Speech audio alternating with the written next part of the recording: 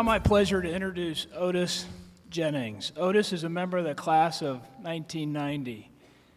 I've known Otis for 5 years as we've served on the Alumni Board together.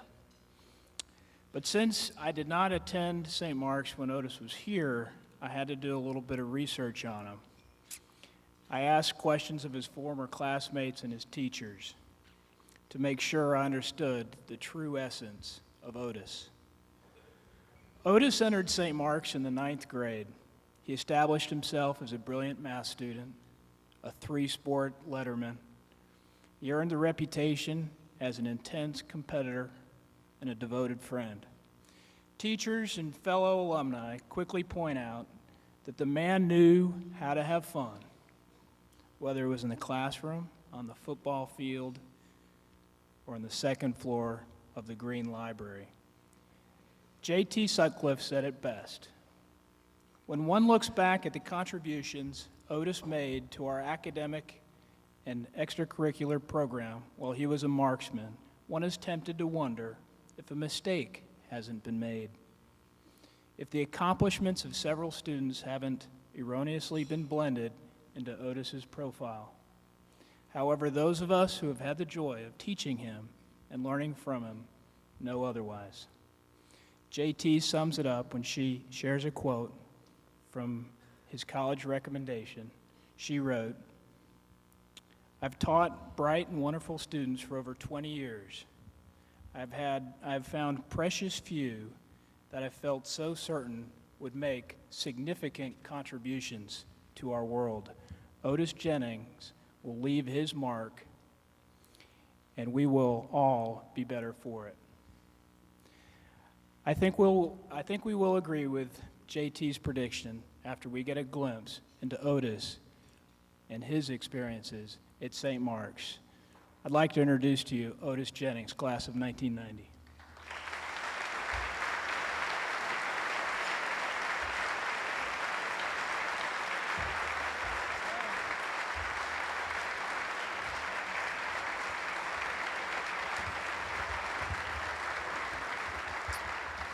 Thanks. Earlier this year, I received a phone call from David Denny, Brian Hargrove, and Scott Jolly. I was nervous at first. I hadn't made my yearly contribution to St. Mark's yet.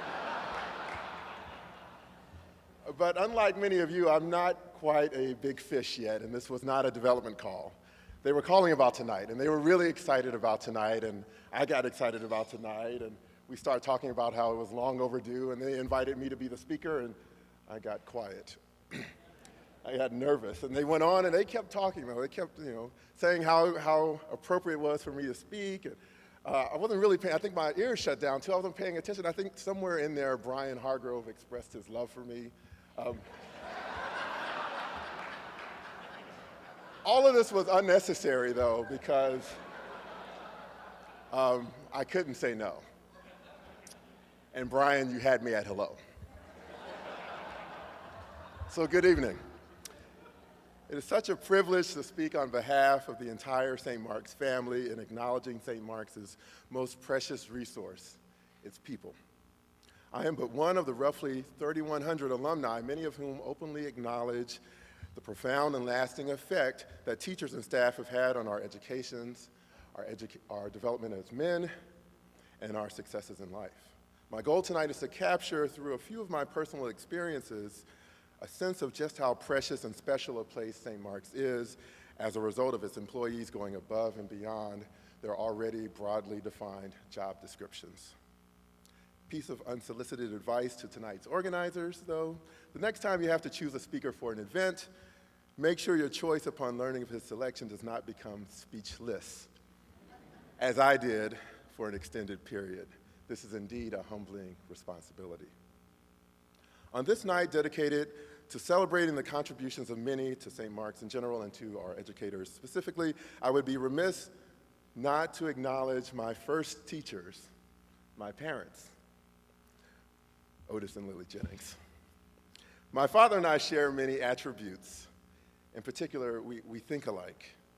We both require frequent creative outlets and stimuli. Fortunately for me, I have my research.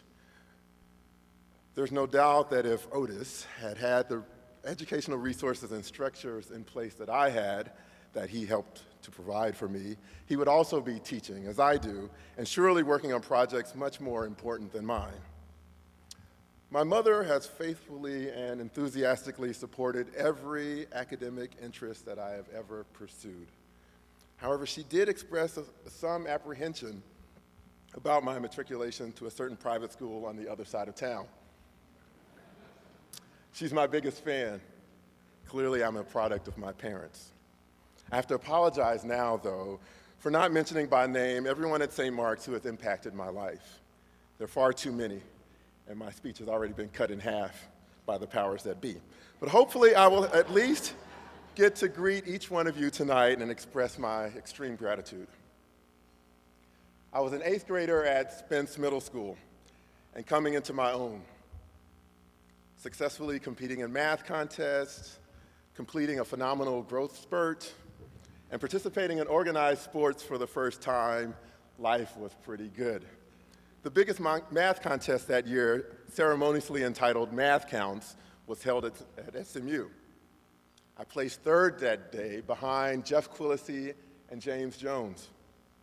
I rarely studied the math competition. They were typically sickly, bespectacled, and hunched over. But Jeff and James were different, confident. I think they expected to win. Their coach, on the other hand, was a little nerdy, but I left that day with a lasting impression. I wanted what these guys had, a St. Mark's education.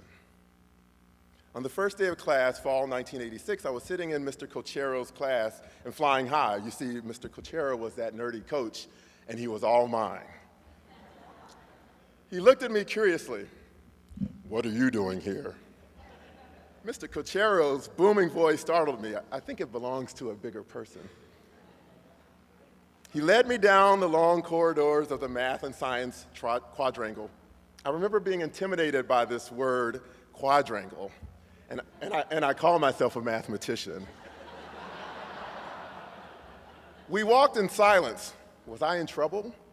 He marched me directly into Maxine Kamak's room, where the advanced geometry class was taught.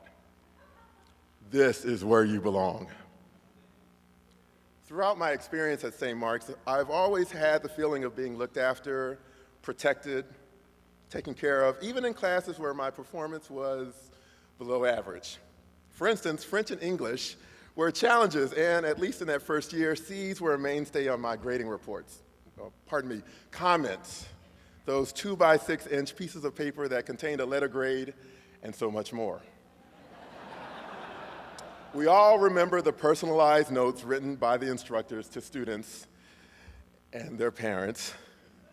For a public school kid like me, this was a device of incredible powers. Powers of praise, encouragement, acknowledgement, rebuke, scorn, doom. Comments were calls to action, initiators of self-reflection, forebearers of imminent and escalating problems, guidelines for corrective measures, pats on the back, and unlike grades, unequivocal. Pardon the colloquialism, but comments kept it real. Comments were manifestations of teachers' dedication to both their craft and to our individual growth, and I've kept a few over the years as reminders. After my freshman year of college, Curtis Smith invited me to join a fledgling St. Mark's summer program intended to expose public middle school kids, predominantly minorities, to the rigors and joys of St. Mark's. The program exposed counselors like myself to the possible teaching careers. Curtis took his role of teaching guru seriously. Lectures on his pedagogical approach were replete with feel-good phrases. His goals to elicit aha moments and to raise the students' academic goosebumps were hokey. I know. Nevertheless, I found myself engulfed by the job and somewhat overwhelmed.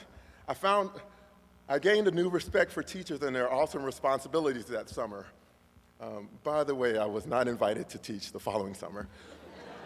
I began to understand why some people teach, though, seeing those light bulbs go off when confusion was replaced by comprehension, comprehension by appreciation, and appreciation by mastery. Teaching has lasting rewards for both instructor and pupil, forever binding the two in a tradition older even than history itself. At the conclusion of the 6 weeks, to complete their St. Mark's experiences, I wrote each of my students a note on a makeshift comment card. I visited the program a year later, and one of my students, upon seeing me, quoted his comments verbatim. Ultimately, Curtis, I was the one with goosebumps. Marlon Brown, Bobby Walker, and I were good friends in high school and remain so. Many of you know them. During our St. Mark's days, we were accomplished athletes. Well, those two were. We also used to carpool together from our respective Oak Cliff homes. We went separate ways, however, when it came to academics. Beyond the important reprieve from classes in Mr. Turner's protective print shop lair, our school day schedules had few overlaps. We rarely shared our academic stories back then. And there's another key difference between our experiences. After college, they both returned to St. Mark's as instructors, and from my understanding, they left lasting impressions here. I have to admit, I was surprised and proud and jealous. I knew that as students, we were each having our positive experiences, if disjoint, but I didn't realize that St. Mark's, a key component of the glue of our friendship, created such an appreciation in them that they were called to return. I was close to following in their footsteps, at least until I understood better the typical St. Mark's teacher workload. I chose instead to live vicariously through them. Other classmates have returned to St. Mark's to teach, including our current head of upper school, Chris Gunnan. I believe that in many ways we are all called upon to return to St. Mark's a portion of what we have reaped. I am so proud of my classmates and the many other alumni who have found different ways to serve St. Mark's. You'll never catch Doc Hartzell trying to raise a goosebump. He was too busy striking fear into the hearts of his Western civilization class and coaxing the hairs on his neck to lie flat. Never quite resulting to profanity, at least in English, Doc's tirades about our lack of preparedness were legendary and frequent. Doc's quizzes were obscure, his expectations seemingly unattainable, and his energy infectious. He demanded perfection and willed us slowly but progressively toward erudition. And just when we thought we had Doc and his quizzes figured out, he'd raise the bar further, we'd let him down again, and the verbal lashing would follow. We loved it. The man's teaching style, if not his basketball game, was crafty. Doc holds the belief, and I share it, that the greatest aspiration of a teacher is the generation of peers. The greatest aspiration of a teacher is the generation of peers. And for instructors of Doc and other St. Mark's teachers' caliber, this was a tall order, and I am still trying to measure up as an instructor. I understand that Doc has moved on to an administrator's role, and I hope Doc has, as the kids say, chilled out a bit. J.T. Sutcliffe masquerades as a calculus teacher and meta teacher. She helps others learn the art of teaching. What she really is a master storyteller. Her class senior year was like a fireside chat. J.T. would craft stories with an occasional multicolored illustration that made math self-evident. But mind you, it was senior year, and my math textbook was collecting dust. One could say that I was taking a premature victory lap. Plus, with JT's care, mastery, and intimate understanding of what it took for students to get it, sitting in on her lectures was sufficient. Retention instantaneous. Apparently aware of my passive class-taking strategy, JT requested a meeting. In the sternest demeanor she could muster, JT chastised me for my brazen senioritis, that I was doing myself a disservice and that I would need the skill of being able to read math text and understand it without the help of an interpreter as herself. Oh, how right she was. I missed class soon thereafter, and to this day, I still have difficulties with that day's topic, the chain rule. I'll be here for a few days, and hopefully I'll get to sit in JT's class for a refresher course. My job as a professor requires that I read and referee mathematical papers that have been submitted to journals. JT, how did you know?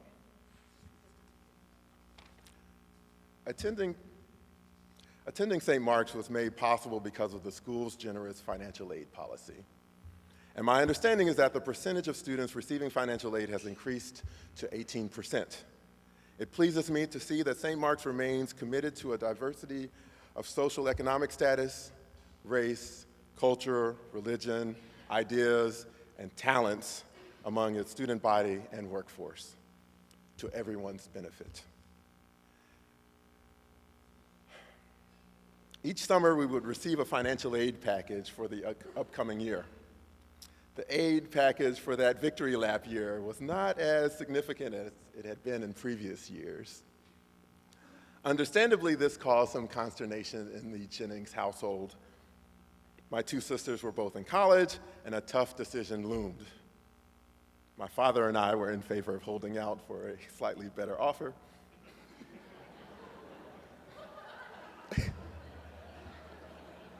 As if I was some athlete, professional athlete.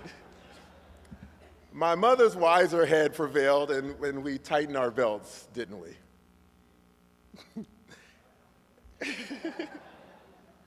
In the interim, the Hartzels made an amazing proposition. They offered to adopt me so that I would be the child of a St. Mark's employee, reducing the cost considerably. Given my appetite back then, I'm sure they expected my birth parents to continue feeding me. We didn't take them up on the offer. Neither did we forget the incredible display of generosity. Dedicated, nurturing, challenging, personable, empathizing, and professional, the people of St. Mark's represent what is best in education, and life for that matter. They serve as tangible evidence that excellence is indeed a reasonable and attainable goal. It's a shame that most children do not enjoy such resources. It's also a shame when such resources are not fully appreciated. I have to admit, for a while, I resented St. Mark's for that financial aid episode. And I'm sure we all have had events, big and small, that have left rifts between us and St. Mark's and our St. Mark's classmates. I suggest responding to this frustration in constructive ways. For instance, I make modest contributions with the hope that St. Mark's' inability to respond to financial hardships among its students are fewer in number now than they were in 1989.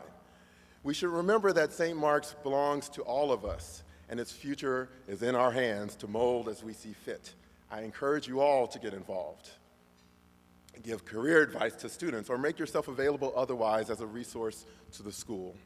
Contact your classmates and bury old hatchets. Life's too short. Recent untimely deaths, in particular that of Dwight Coleman, class of 1975, who played a pivotal role in my matriculation to Princeton, have made me acutely aware of important people in my life. In my parents' church, they have a saying: whenever they recognize someone for extraordinary service, they emphasize the need to establish a habit of acknowledging those around us while these individuals are still in our presence. The saying goes, and perhaps you share it, that we should give them flowers while they still can smell them. To those who have shared their exceptional gifts to St. Mark's over the years, from all of us who have benefited in ways we have yet to even realize, thank you from the bottom of our hearts. Thank you, St. Mark's. Thank you to my family, teachers, coaches, and friends who have impacted me so profoundly. I will always strive to do my part to uphold the values and lessons you have taught me. Thank you.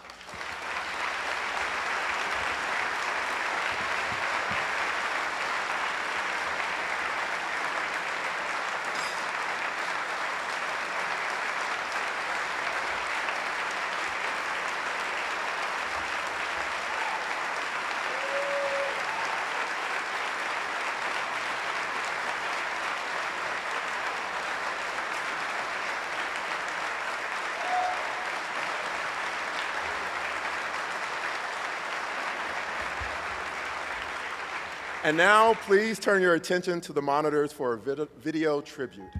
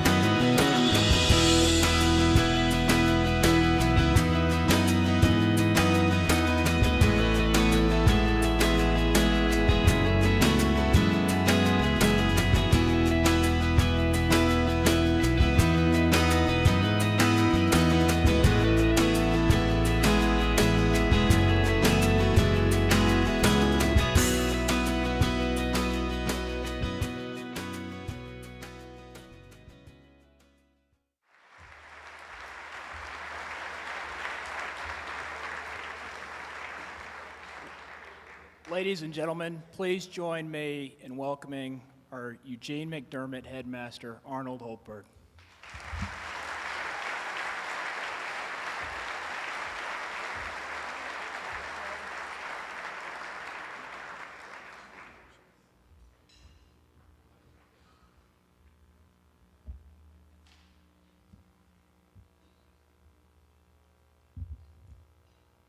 Seth, congratulations to the Alumni Board and Alumni Association for this spectacular event. This is just almost unimaginable, isn't it, Brock, that 10 years ago we would fill this hall with this many loyal, caring people who are devoted to this school. So congratulations. And Mike, thank you very much for your good work. Congratulations to all the award winners. Brock, to you for what you've gotten started and what you've kept going. Jake, for your contributions and for what you'll do in the future. Nancy, Corey, and Michael, thank you for being colleagues who push the boundaries of learning for kids and make sure that our boys' experience is as full as it might be. And thanks to David Deeney and his team for once again supporting an absolutely first-rate event for this community. Thank you very much.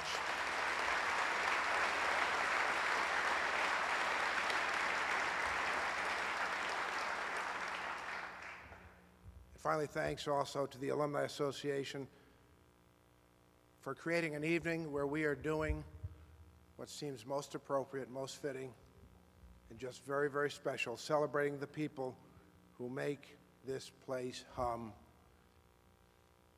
at a level of excellence that is the envy of many others. There are many things that distinguish St. Mark's as a great school, as we've noted tonight. And notice I admire your eloquence and I value your loyalty. You spoke volumes. Thank you very, very much. But people are what make this school what it is. The other day in a conversation, we were talking about this spectacular campus of ours, which is on the verge of becoming even more spectacular. And my response was, the facilities are critical. They are very important, and I appreciate them very much. But without the right boys and the right adults, the facilities are only hollow shells. Scott Gonzalez, our campus dean, likes to tell a story, perhaps reflecting on my bona fides as a teacher. But during his first year at the school, he was in the corridor of Davis Hall outside my office, where I teach my section of 9th grade Ancient and Medieval History and Religion. And for some reason, the class hour had started, but the boys were still in the corridor, I'm sure making no noise whatsoever. And Scott came upon them as a new faculty member, addressing them, saying, "Boys, what are you doing out here, and where is your teacher?" One of the boys responded by saying, "Sir, we don't have a teacher, we have the headmaster." Oftentimes when I travel on planes, I make it a habit to bring papers to correct, and my seatmates will often ask me what I do, and I say that I teach boys history, and that is what I do. And what I value so much about our teachers and all the others who work at St. Mark's, because after all, anyone who works in a school is a teacher, whether in the classroom, on the sports field, in the dining room. We all teach valuable lessons to our charge. But what I value so much is that our teachers have always cared about our boys growing up to become thoughtful, caring, contributing men, the evidence of which we see before us tonight. We who teach choose, or maybe we're chosen, to pursue this vocation, not for fame and glory, and certainly not for riches. We teach because we care. And teaching is darned hard work. But it's not really work, it's a calling. And I value that in all my colleagues, past and present. As I stand here tonight, I'm reminded of my experiences as a boy growing up. And If by Rudyard Kipling, if you can keep your head when all about you, and so forth. My 6th grade teacher gave me the gift of If, copies of which I have at home and in my office. A poem that means a great deal in my life. The great liberator Simón Bolívar My fifth grade teacher gave me that gift. I can get by in France using French because I had wonderful teachers in high school. And I set my sights higher as a 16-year-old because my crusty, old school, even for 1964 high school football coach uttered a couple of poignant phrases to me. And I think of our teachers in that regard and the difference they've made in the lives of our men. Those teachers who are recommended for who's who among America's teachers because they have touched their students' lives in profound and indelible ways. The teacher recently invited to attend a major function at a very prominent university at the recommendation of one of our boys because of the difference that teacher made. How about roaming the corridors of St. Mark's at 7:15 a.m. on any school day to see classrooms with teachers and boys together, working on the day's assignments, attending any student event and bumping into faculty and staff supporting their kids, listening to teachers discuss their students at grade level meetings, offering important insights aimed at helping boys grow, and knowing that all practical matters at the school will be handled perfectly by staff members who are devoted to this place and its commitment to excellence. What has always separated St. Mark's from the rest of the pack? Quality. We've seen evidence tonight. We've heard it in Otis's remarks. You've reminded one another. But quality. A few years ago, I was at a conference of the International Boys' School Coalition in Perth, Western Australia. And I was touring the facilities of the host school with our host, the Australian head, and another American head of a very prominent American boys' school. As we toured, we went into a science class, and my Australian colleague introduced my American colleague and said, "Here is so-and-so from such and such school, an extraordinary school." And then he turned to me and he said, "Here's Mr. Holtberg from St. Mark's School of Texas, an even more extraordinary school." So our reputation exceeds the boundaries of even this country and continent. Qualities: mentor, friend, expert, the passionate, character, and characters, many of whom are in this room and make every day more colorful and have made every day more colorful at St. Mark's. Loyalty and longevity. Do you know that at this time we have 39 faculty members who have spent 20 or more years at St. Mark's? That's pretty remarkable. And tonight, 5 men are among us who have given 40 or more years of active service to the school. And I'd like them to stand for a moment as I call the names. Arthur Douglas, Tom Adams, Michael Bennett, J.J. Connolly, Ken Owens. This is the school.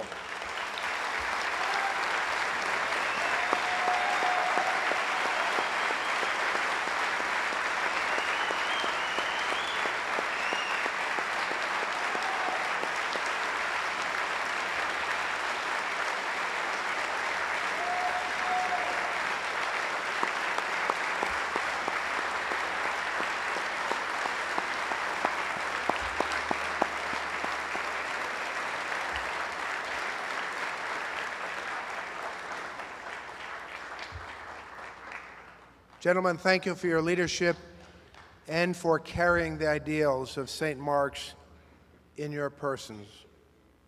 Last week, I interviewed a candidate for a position at the school.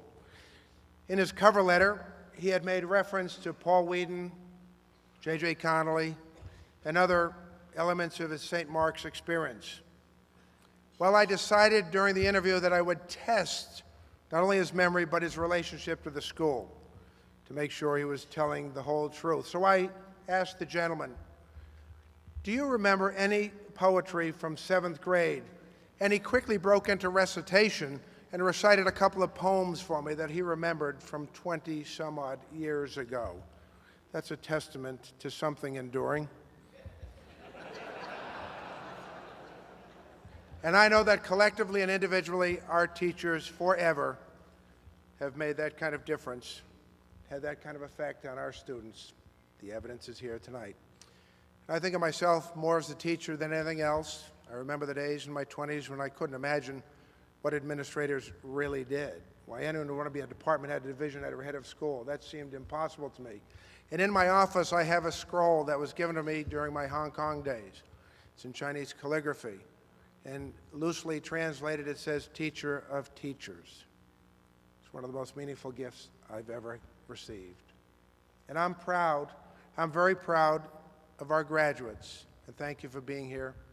And I'm proud of our teachers, past and present, for making this school what it is and providing me the great opportunity to lead an institution that is renowned across this country, but even more important than being renowned, produces tremendous results every day in the lives of boys. I truly feel that I'm the luckiest man in the world to be among you.